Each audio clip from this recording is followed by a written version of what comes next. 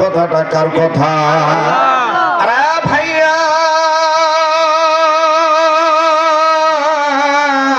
ইবাদত করতে হবে আল্লাহর।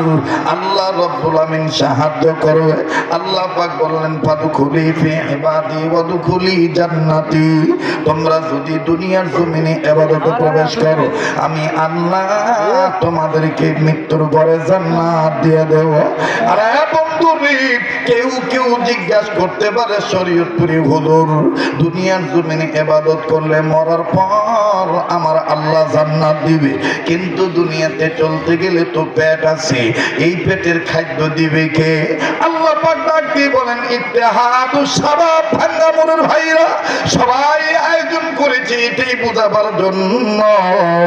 আমার বন্ধুগণ আমার ভাইরা আল্লাহ পাক বলেন গোলামেরা তোমরা যদি আমার ঘরে রীতিমতো নিয়মিত যাইয়া সালাত আদায় করো, আমার ঘরে যাইয়া ইবাদত করো, আমি আল্লাহ কথা দিলাম তোমাদের খিদা লাগলে খাদ্য আমি দেব, ভয় পাইলে নিরাপত্তার চাদর আমি আল্লাহ দিয়ে